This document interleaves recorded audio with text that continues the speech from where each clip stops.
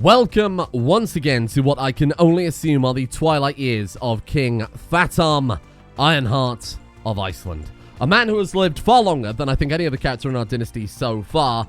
Not to mention he's lived a far more dangerous life than any other character in our dynasty so far. Oh god, I need to sneeze. What a bad time. Oh, okay. Right. Sorry. Hello.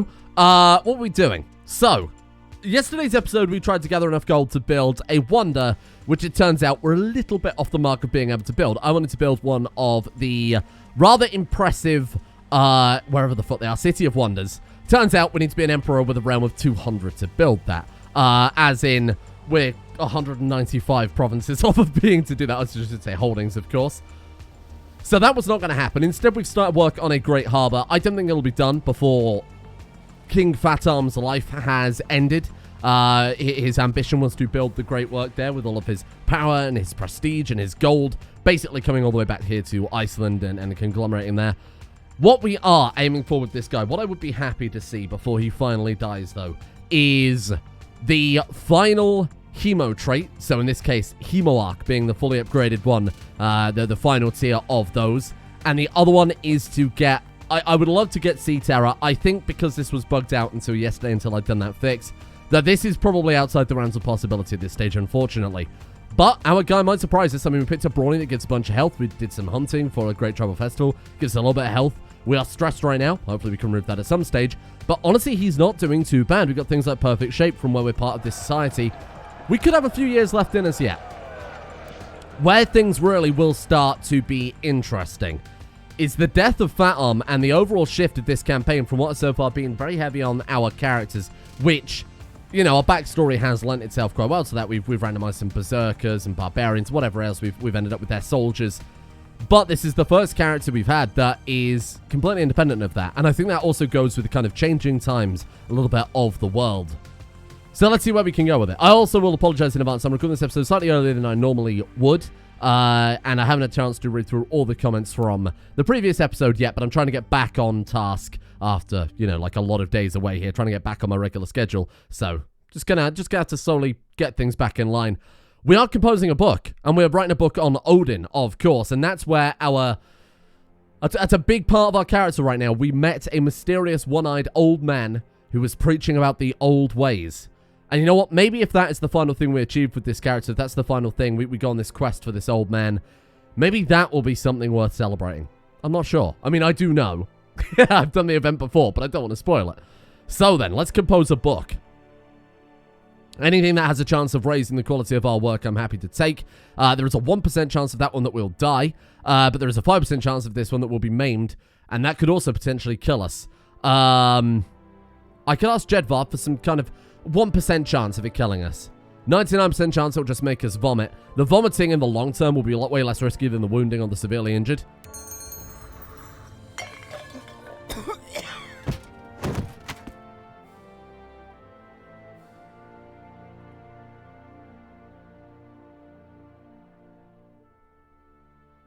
Well,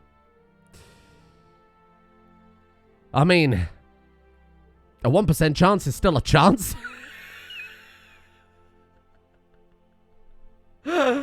I don't think I've ever seen that before. He died after drinking something poisonous. Known to be a respected scholar, Fatarm spent most of his days studying in his library, rarely leaving his longhouse. That's a fucking lie. High Chief Slovar. Being a stark-raving lunatic and a deranged madman, the only thing that can help Slovar's rule is Odin. Long live High Chief Slovar. We have lost many of our titles. We've lost South Iceland, North Iceland, West Iceland, and the Isle of Man. Our realm is splintered. Our father is dead. Oh my god, all we have now is just this province. All of these are gone. We are a madman, aren't we? We are a deceitful, envious lunatic. A man obsessed with gold and wealth. I could justify with this character killing off our siblings to rebuild this realm that has splintered from the untimely death of our father. Now, I did randomize a backstory for this guy, but it ended up being Entertainer, which might be the first one of the backstories I actually veto. I mean, Bard, to be fair, was also exceptionally difficult to try and pull off. And I think that in this case, Entertainer is very similar and it's exceptionally difficult to pull off. But I would argue it's almost impossible. I don't think there's any way we can be an entertaining character in Crusader Kings II. So I may veto and re-roll this character's backstory immediately as we take over control of him. Just because I don't think I can do anything with that one at all. And again, in the interest of trying to keep things fun and dynamic, just kind of having a character so open-ended almost defeats the point of making the backstory in the first place, because I'll have to justify everything we do. So I'm just going to go for it. I'm just going to re-randomize it, and we'll see what we can do there. So, life. Motivation. You were always good with your hands, so you took the opportunity to learn a trade, and our background is Guild Artisan. You suffered a tragedy. In the aftermath, you helped your town rebuild or moved somewhere else. Okay, then. Okay. I can see that working a little bit better, especially with his stewardship background. It's not perfect, but I feel like I can do more with that than I can with Entertainer. How can we justify that, then? Okay, so Guild Artisan. Always good with your hands. You took the opportunity to learn a trade. Maybe that could be counting coin, and again, the Artisan works well for that. You suffered a tragedy. In the aftermath, you helped your town rebuild or move somewhere else. Well, that could be obviously the death of our father here. The town has now been splintered and separated because of his death. I'd argue that's a tragedy for our character. Maybe not for the realm as a whole, but certainly for our character. We're an artisan. What guild works best for that? I would guess at the Great Trade League. The Hermetic Society, arguably to some extent, too. Hermetic Society allows us to pick a hermetic art, like, for example, alchemy. Make horoscopes. We can brew potions with that. Write theorem papers. The only problem with the Hermetic Society is we're tribal. So we would have to try and reform the religion, or we'd have to flip over to Merchant Republic to do that. Great Trade League, though. If I'm not mistaken, with this we have the ability to, look, contact affiliated artisans. Allows you to hire craftsmen with your assets to transform trade goods you own into more profitable items. We could literally become an artisan, sort of. But it also ties in very nicely to our character's education. And he's still a very good warrior beyond even that. I think out of everything, I can justify that one the most. I think the Trade League could be the one for us. So, god damn it, that's what we're going for. Let's go. Let's go, what do you think, like business? I think that could be it. I mean, that's as close as I can get for with Guild Artisan. I don't think any of these work. Maybe Scholarship Guild Artisan, I guess to some extent. But none of the others, I think, work too well. Business or Scholarship. Or why not both? We could do both over his lifetime. Use a combination of that to build the class. All right, you know what? Let's do it. We're going to go business with this guy. Now, I did also kind of tease the idea of becoming a Merchant Republic. Someone quite rightly pointed out in the comment section that would mean that any future daughters would be removed from succession. However, this has always been about a fun series. That's why I've thrown in some kind of, inarguably overpowered mods. We got the Dungeon Master in there. It's just about fun and you know, playing the characters and whatever. I would argue there is no more fun government type than Merchant Republic that's capable of raiding. Merchant Republic is all about turning a profit, conquering trade routes, you know, rigging elections. You get to build your own personal house, controlling cities. But if we also bring in the fact that we have that Norse heritage, we have that Norse religion, we can raid, we can burn things down. Instead of just having a bit of gold from raiding, we could have all the gold from raiding and trading. Which is, of course, what the Vikings did in history. They didn't just wear pointy helmets, which is, you know, maybe a little apocryphal. They didn't just wear pointy helmets to go and raid people. They were traders. So I could fuck with that. I think it works quite well. It's the best I've got, to be honest with you, to work with Guild Artisan. So why don't we see what happens with it? We don't have to commit to it for the rest of this guy's life. But I think we could do something with that. I've received a letter about your interest in joining our Great Trade League. You must know that we don't care about what you believe in or who you are entitled to. We care about what you can achieve for ourselves, by ourselves. Do you agree to be seen as our equal, even if it means shunned by people that believe you're breaking the class barrier? If you are, let's trade symbolically. Alright, we're going to give him a gold, we're going to gain a gold, and we're going to join the Great Trade League. So it's open to emperors, dukes, counts, tribal characters like ourselves, men on the other side of the planet. This is certainly one of the best societies I've ever seen in the game. Look at the Great Trade League is always one of the classic ones. This is our mod as well, I should point out. A very good mod too. So, let's get on with it then, right? Let's do it. So, as a peddler, we can go to a market, buy some things. This is what we've been kind of assigning the AI to do for quite some time. Ask for a loan and offer to buy trade goods. As a trader, we can use our goods in a province, and I guess that kind of works to some extent as a guild artisan. You know, we can invest, say, for example, jewelry to increase the morale of a province and the tax income. We can invest alcohol to give our troops more morale, but there are some trade-offs for that, so that could work. Contacts related as artisans, of course, is perfect for our backstory. Buy and sell stores or caravans. If we set up a stall, I couldn't argue with anything else being more appropriate for that. I don't think there is anything else that's more appropriate for our backstory. There's an option to just straight up become a merchant republic from that one. Now, normally, this is if you're a feudal character converting over to a merchant republic. You don't normally have that option. Generally, you go from either tribal to merchant republic or feudal. In our case, it's the same as, you know, an option we've already got there, but it could be quite good. Create a center of trade and forge a golden bloodline. And you know what? I would love it if High Chief Slurvar, a guy who was suddenly had to inherit this broken realm, split between 5 children, a guy who is intellectually somewhat questionable, a man who has syphilis. That's what Grey Pox is. It is syphilis here. A guy who has lost his mind at birth. He was an insane baby. If we could pull that off with this guy, that would be a fucking better story than any of our other characters combined. God damn it, I'm in. Right, let's do it then. Chief Minister, Voldemar. Oh my god, and... Okay, worth mentioning, our guy is Chinese. So he was educated by his grandmother. His grandmother, to reiterate, was the daughter of the Chinese emperor. Now, that's going to make this guy a big target, because all of the people around, all of our brothers, are Norse. We might still follow the traditional Germanic religion, but we're a different culture. We speak a different language. We're probably bilingual, of course, but we speak a different language. We follow the different customs. We dress in that Han way. That could cause some issues with us. We're going to have a lot of enemies. I was about to ask why we've got the option for a Jingjun Sima. Again, my pronunciation is going to be horrible here. Maybe that's a good reason to convert back to Norse, because otherwise I'm going to offend any Mandarin speakers out there. Let's get Eskeld on there as Treasurer. Spy Master, we've got to be careful. Our half-sister, Mark of Favor Red Cheeks. Horrifying name. She kind of likes us because we're related, of course, but she doesn't like us because we are a different religion. Vile Blood of Jarl Fatar, -6. Oh, really? Oh, wow. So even our own sister doesn't like us because we're related to Fatar. Well, that's no good. It's going to be the first time we'll have some contention going for us, too. I don't like always playing the most overpowered characters going. I think our first goal, of course, is taking back what is ours. Carlance, luckily for us, all of our brothers are also weak idiots. So this kid is an ugly idiot.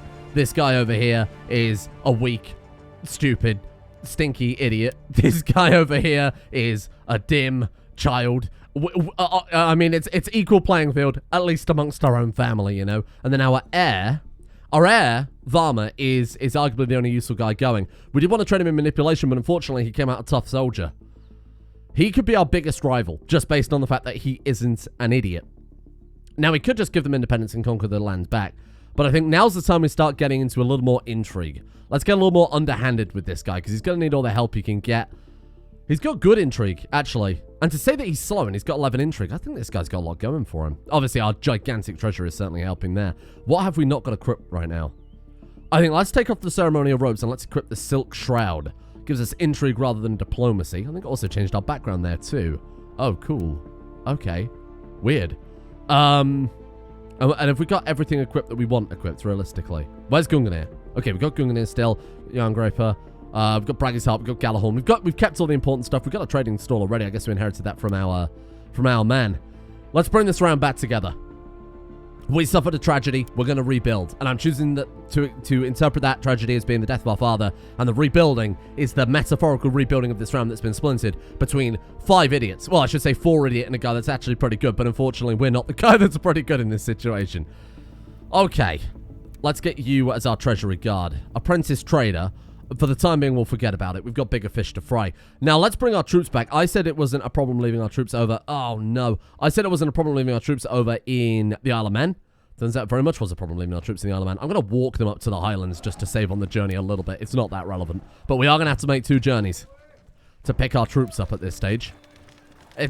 Okay, the treasury currently has a valuable item inherited from Jarl Fatarm. It might need someone to look after it, though. Savior is destroyed. What is Savior? Oh, it's a book. Do we want to spend 37 gold on a book? I think we do. This guy needs all the help he can get. Even if it is only a half stat, I will take it. Is that the only one we had to pay upkeep on? Okay, that's quite good. It appears my services are no longer, my liege. I shall give you all the trade goods I had in my possession and let you manage the trading. It was an honor. So because we're part of the trade league, this guy is going to stand down. Our scholar bureaucrat. He'll still be a scholar bureaucrat, but he's not going to be our trade master. So he's going to give us all of the things he collected. So creative weapons and armor and cart of potteries. He's also going to give us the gold that he accumulated there as well. Thank you, my friend. And we'll see what we can do with that one. Okay. What do you want? You want to... Okay, we're getting a lot of family members requesting to marry other family members because of our divine blood. Or in this case, our vile blood, I suppose. But for some reason, I want to keep that in. Oh, I don't want to raid. No, I don't want to raid, I promise. Oh, look, we've even got the Han armor. Holy crap. I just want to get my people out of here. Back up to Iceland. Mainly because we could be up against revolts. Peasant revolts, because they don't like being ruled by a Chinese guy. Oh, okay. We'll check out that in a second. We could be against our family member revolting against us, because they don't like being ruled by a Chinese guy. This is a weak ruler. Several heinous murders were committed in Ostisland. As the victim's corpse is horribly mutilated, authorities were unable to find the perpetrator until local guards devised a cunning ambush. Turned out to be a young nobleman who everyone thought was friendly and kind. He cackled with glee as he lunged at the guards, and they were forced to kill him. He preferred to die rather than being caught alive and brought to trial for his crimes. Such a tragedy that such madmen exist. Or reward the guards for their deeds. Now, what is our guy like? He's ambitious, he's deceitful, but he is charitable. But envious, but diligent. He's a hard worker. He does what he needs to do to empower himself, and I guess the realm. But he is envious of his brothers who have all inherited his shit. Or maybe envious of their bigger brains. Alright, you know what? I'm going to reward the guards for their deeds. Oh, 15% chance of gaining just, 15% chance of gaining charitable. So this is the right option, I think, to pick for our character. We did get just. Oh, nice. Another +2 stewardship. Works well for the character. I'm choosing to take that as a sign from fate that we have... that we've started to build this character in like a nice way. Do have to get married, but we'll fry some bigger fish to kick things off. Ah, our society is sending us a quest. My liege, I believe that one of the investors can be discouraged from associating with conspiratorial factions. Let's... Do you want to blackmail him, obligate him, or threaten him? I think... Oh, it really does depend on our stats versus his. Our martial is quite high. I'm going to threaten him, see if that works. Ah, there you go. Honored High Chief, I ask you for forgiveness if I've done something to offend. I obviously wouldn't dream of associating with any faction conspiring against you or your enlightened rule. You are forgiven. You are forgiven, my friend. Let me give you a piece of advice, Peddler Silver, free of charge. I see you've yet to find an apprentice. Thank you, Peddler Aziz. I will sort that out in a minute, trying to fix my realm that's horribly splintered. And this is all a problem with that bloody succession law the Dungeon Master forced on us. We'll go back to eldership. A lot of people are asking about meritocracy, which is a side effect of our religion, where we can designate heirs, but our heirs are... Unfortunately, it's impossible to do that because our heirs are affected. It's kind of overwritten by this Gavelkind rule. So we'll go back to eldership as soon as possible, because that would be quite nice. We need to reign for 10 years. We need to have no vassals with a negative opinion of us. We will most likely have to kill off all of our vassals before we can pull that off. So, let's conglomerate some power. First things first, let's get married. What I'm looking for...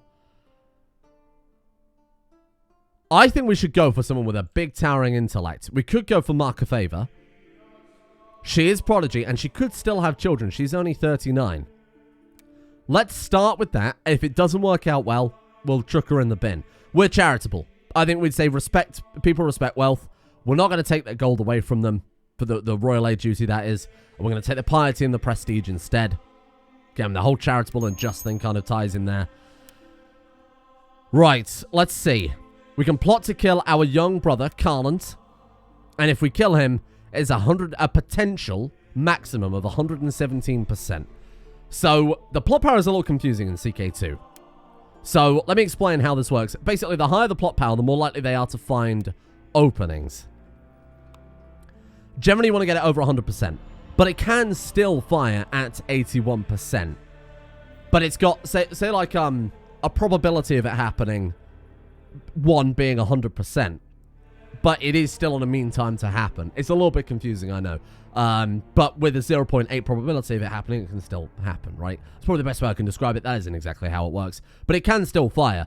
Our brother, Varma, who also is ambitious, cynical, maybe also wants to help accrue power. I guess he assumes by helping us kill our brother, we take the fall for it, he might be able to kill us? What are his motivations? Political concerns.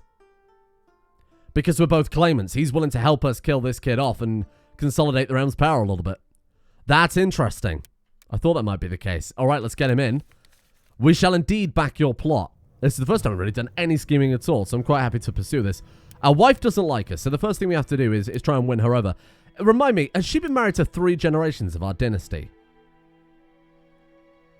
No, because she was adopted by Fatam. I remember now. And still, bizarrely, we're closer to her age than our father was. Let's send her a gift. Let's give her an artifact, too. Why do you not like me, wife? Because we're lunatics and we have syphilis. Yeah, I imagine that might put you off of any sort of marital affairs, shall we say. What shall we give to her as a gift? What about this axe? We're not going to use it. It's 32 opinion. There you go. Take it. There you go. You're welcome. Could do anything else.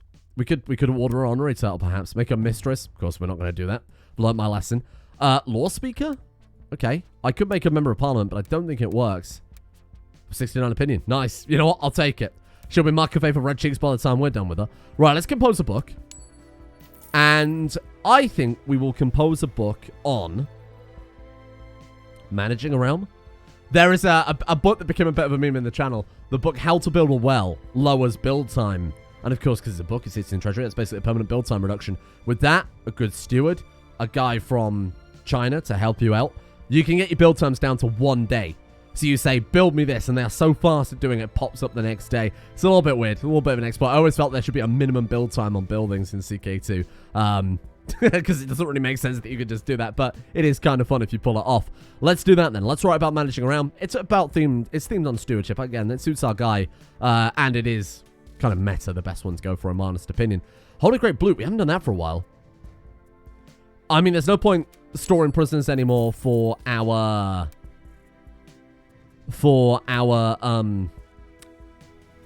let me think. Hemo art trait. That's not going to happen anymore, is it? We could become a moneylender. I think that gives us stewardship in exchange for lowering the church's opinion of us. But it also allows us to, there you go, so church's opinion of us, other moneylenders aren't like us, gives us a stewardship. It means characters can approach us and ask to take a loan from us, at which point we can get interest. They might choose not to pay that back, at which point we can pursue it, which is quite fun. What trade league decisions do we have? Go to the market, ask for a loan, and start building a warehouse. Okay, we could do that one. Sure. What else have we got going here? Repay the loan? Might be a bad idea, to be honest with you. We still have that loan that we inherited ages ago. I remember it. Owes moneylenders an alarming debt. Well, let's clear that to kick things off. Right. Find a loophole in the contract. Pay them back only 400 gold. Take it. What else have we got now?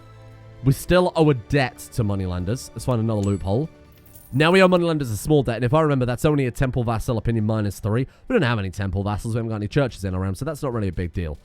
Right. Let's go groom an heir immediately. Because being exalted among men, though, that would be incredible. It's 5,000 prestige. And still, I will admit, you know, I think I'll go with one of groom an heir. Why wouldn't he want a child to take on his realm? He wants to rebuild in the best way possible. And having a strong heir would absolutely do that. So I'm going to do that. That gives 20% fertility bonus. Hopefully that'll be enough to get a child out of our wife as well. She's still affected by the Dungeon Master, Hedonist and Lustful from a while back now. God damn, I wonder when he's going to turn back up. It's been a while, I feel like. Can we inspire Melorism on ourselves? We can, can't we? 150 piety, 500 prestige because we're going to improve one of our attributes. It will put us into negative prestige. And it's a little bit of a gamble when we are a foreign ruler in this realm to start things off. Right. Hang some people. Wait, you have no suitable prisoners. What about these tiny children? Really? What's wrong with them? I mean, it costs us money. It's not like we couldn't afford it. A little bit of a shame, though. Never mind. What are we going to do with these kids, then? We could put them in the macabre banquet, or we could just sacrifice them. I don't know that we would. Can we ransom them? That seems a bit more on brand for the character. Yeah, get out. Go. Be gone. There you go. Study another faith. Honestly, for this character, I know we haven't done it at all. I think it will make some sense if we studied Eastern religions. Because our character has that kind of Eastern background there. So, Hindu, Buddhist, Jain, or Taoist get +5 opinion. which is quite nice to have. Find an apprentice then. Okay, we'll sort that out before I get too distracted with the whole murdering. Our sister. Our half-sister, specifically. You know, we have some good sisters hanging around in court we can marry. Bear in mind we can have secondary wives. So, Slovar to... So, Grima has Tall. So, we'll marry her, for sure. Grima and High Chief Godslayer Slovar are getting married. No, again, we'll respect their wealth, getting a little bit of prestige. Then we can maybe inspire Melorism, get some stats back. That'd be quite nice. And then Slovar to... I guess Asta. She's burly. It's better than nothing. She's got massive stewardship, and we took her on as an apprentice. To ensure the divine purity of their bloodline, High Chief Slovar and his half-sister, Asta, have gotten married under the blessed auspices of Odin. No. Again, we will take the piety and the prestige in this situation. How many secondary wives can we have? It's 3, right? Marry another one? We can. Should we marry our other sister? Just, like, get a full house? Maybe... maybe the wrong expression to use there. She doesn't like us. Shut up and take some money. What about our other wives? She doesn't like us. Shut up and take some money. There you go.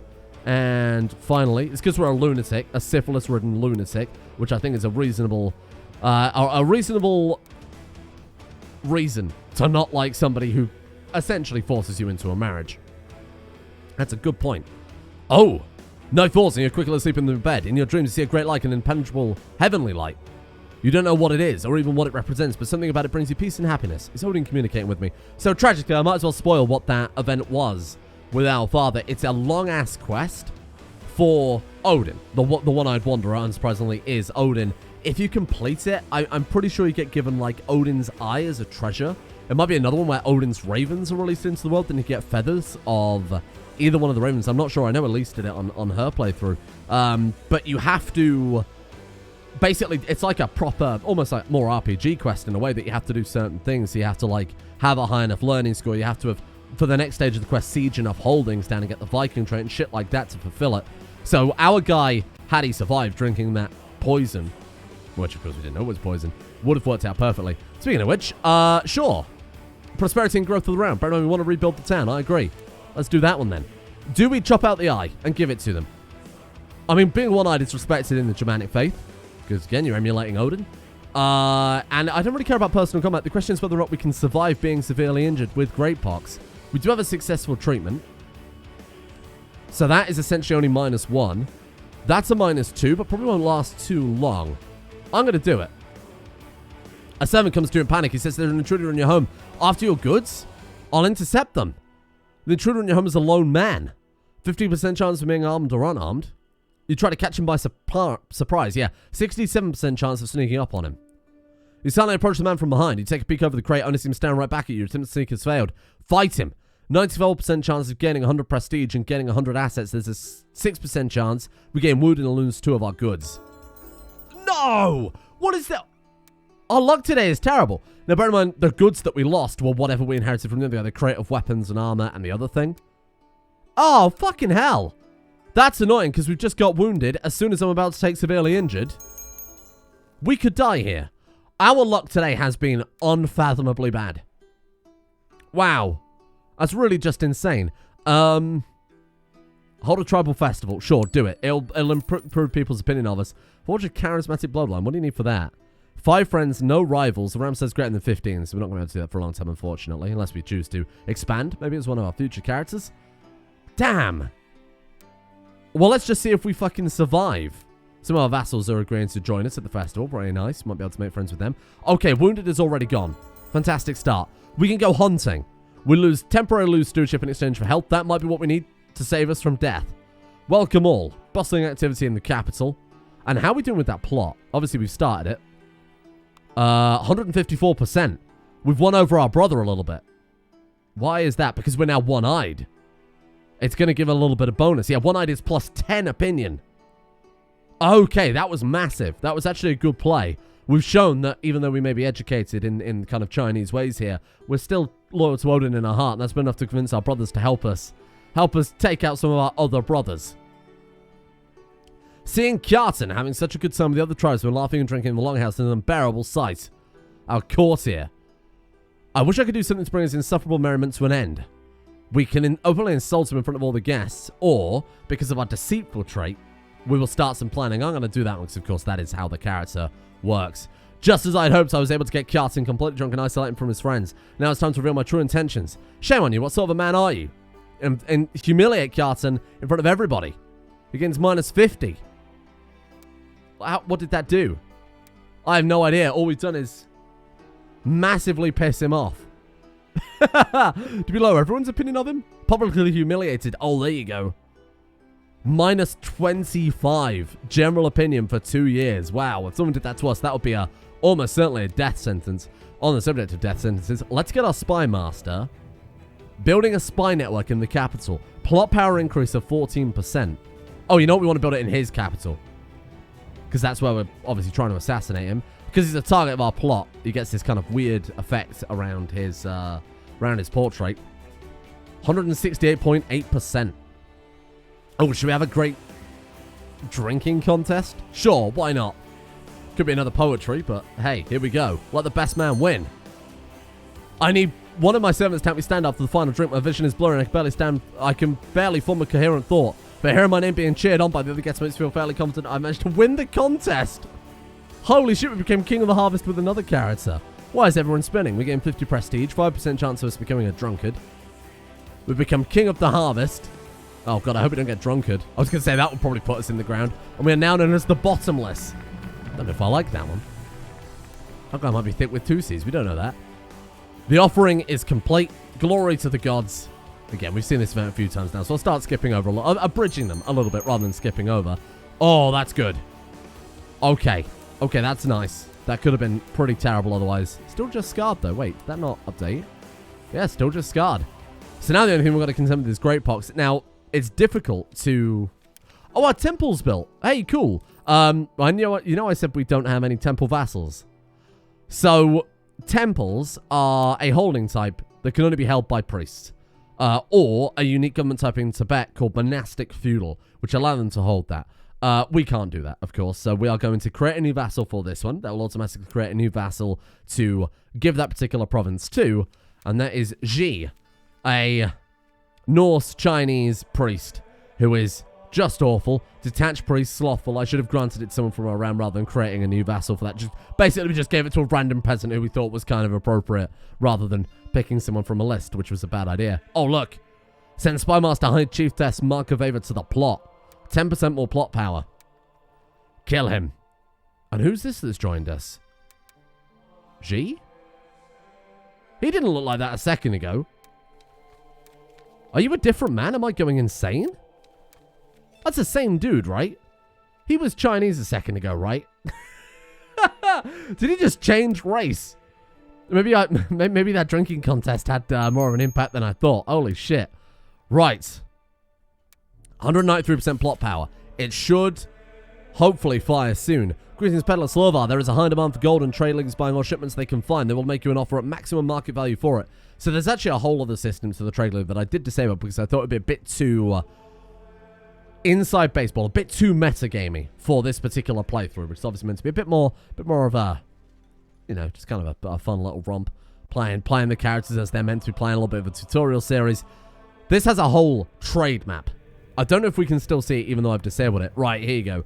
The goods system, where certain provinces will buy and sell certain goods for better values. I have no idea how to get it to pop up, to be honest with you. I think because I've got the system disabled, it doesn't actually work right now. Oh no, look, sometimes it works. Maybe it's just a camera issue more than anything else. So you can see that, like, these people here have a caravan present in it. This province here has trade goods present in it. This one, trade goods compromised. There's a whole system for it. The resource map, I think, is the more complicated one I'm thinking of. But it's like a whole other sub-game inside the game itself. It's crazy, crazy complex. And I've played it before in a series. We actually did it in the Birth series of Joris Bonson himself, the Perfect Normal Man series. Oh. One of the subjects realized I've been overtaxing everyone for quite some time. Now everyone knows it. Even though it was an honest mistake, they refused to send me the proper amounts, claiming the difference had already been paid. The stingy bastards. Just a random event, I suppose. Oh, that's annoying. So they want me to sell them gold for market value. Well, let's go to the market then. The sky is clear and your purse is full. A manservant has prepared a cart for you with the strong horse to transport any goods we might want to sell. Sure. I'm buying treasures like stone, steel, gems, silver, and gold. There are a lot of shops, but not enough time to browse them all. You're interested in buying the treasures from the depths of the earth, the riches harvested in the soil, the gifts from the hunt, or the results of the work of artisans. That'll be us. We'll be buying gold, gems, making them, combining them into jewelry, and then we can sell them back at a massive profit. That's going to be us one day, the guild artisan. But for now, we're just buying gold. Ah, there's none for sale. That's a shame. Damn. I mean, the stone is nice, so we can invest them on a province. It'll temporarily give 20% prestige, 30% local tax. Stone is quite good just to have. It's only 10 gold, but we can invest that to give a local build cost modifier of minus 10%, use our own stone. That would be a great idea. That will actually save us, obviously, far. If you think of profit in terms of what we're going to be building, that will make us a load of profit. No gold. But what I'm going to do then is I'll mark that as special interest, so whenever we can go back to the market, we'll do so immediately, see if they do have some gold for sale next time. Grima is pregnant. Good start. Thank you, Grima. Very cool. Very cool. So let's go and start building a warehouse, I suppose, just to avoid people stealing our stuff again, because that's up last time. So we have several options to start with. We can rent a building, store our goods, which would be simple and cheap, but we wouldn't know or own or know the building. On the other hand, we can build it from the ground. If we have the proper goods, it could be fairly cheap. Let's build our own warehouse. We could use a stone to build that. The architect laid down a basic blueprint, lists the materials we need. If you're missing materials, he will have some delivered by his partner, so we can put the stones forward and spend 50 gold on the lumber that he can deliver. We could have bought it cheaper ourselves at market, of course. Greetings, Master Slovar. I'm in ecstatic mood as I write this letter. I was able to score what will probably be one of the greatest deals of my life. A foolish merchant was willing to sell me gold powder for less than half of its worth. Oh. Your amazing apprentice, Asta. We can say nothing. The chance of us becoming stressed. She gains a sack of grain. And there's a 75% chance she becomes trusting. Or, we say truly astonishing, must sell it to me. She gains deceitful. So she's been tricked into buying what she thought was gold powder, turning out to be grain. She's trying to sell it to us. We're going to be stressed out because our apprentice is a fucking idiot. And obviously we know that this is... I mean, we can see through it. We got a higher score than her, right? We're deceitful. We're not trusting. She's a moron. Granted, if we got stressed, though, that might have, again, put another foot of ours in the grave. Our other wife is pregnant. Gita. Excellent. A fellow lunatic, through and through. My god, this dynasty is fucking doomed. Ah! And here it goes. My co-conspirator Godi G has let me know that Karlant of Nordland will soon have a tragic fall off the castle parapets. Fly, little bird, fly. Our first proper plan may be coming to fruition. Oh. It worked. High Chief Godslayer Slovar. Of course, our dynasty name is backwards now because it's a family name first because we are Chinese. So we now Godslayer Slovar. The Bottomless has inherited the chiefdom of Nordland from Karlant. Success! Oh, we got away with it. It seems though Karlant had not yet learned how to fly. He died a quick and presumably painless death. Chicken for lunch today, I think. Good news. And that makes us arguably the most powerful. Everybody owned a single county. Now we own 2. And that puts us head and shoulder above our siblings. Who dies next? 129% on our other brother. 169%, nice, on our other brother. And I think killing off this guy is going to be the hardest. I think our other brother will want this guy killed as well. Only 86%. Let's use our other brother as an ally to kill him off. Why is he called Varma the Pup's Gut? Not entirely sure I know what that means. Can we bribe anyone to join us? So, like I said, Scrawny wants in. You know, we're killing off our most ambitious and dangerous brother. G wants in. Cattleman wants in. Balder, we can bribe. So let's send him a bit of gold there. My sister wife has not been taking care of herself lately. The woman scarcely eats anything. She's turning into a skeleton. Oh no, malnourished. I need to warn her as politely as I can. There you go. She's back on track. Nice work. Okay. Balder, are you in on the plot? A wise choice. She has gone into the diet. There you go. We're up to 118%. And now, the Christmas music, very inappropriate as we murder our family members to build back the realm. You build a spy network in the Isle of Man. And that would take us up to an amount I'm more comfortable with, 132%. I think we're very likely now to kill off our brother. And I think we'll leave it there for today. Very bizarre change of pace very quickly. A plotting schemer just to try and build the round back up together so that we can focus on bringing in the big money, the big gold. We could be an artisan, bringing in wealth and fortune to Iceland. Not through raiding this time, but through clever plays. And I think that'd be quite cool for this guy if we could turn him around, given that he is slow, like I said. That'd be a real fun character arc for him. So let's see what we can do with it. Let's see if we can consolidate power. What a real shame, though, that we lost Vatarm before we could really peak with him. But I think he achieved enough that I'm happy with that. Thank you all for watching. See you all tomorrow.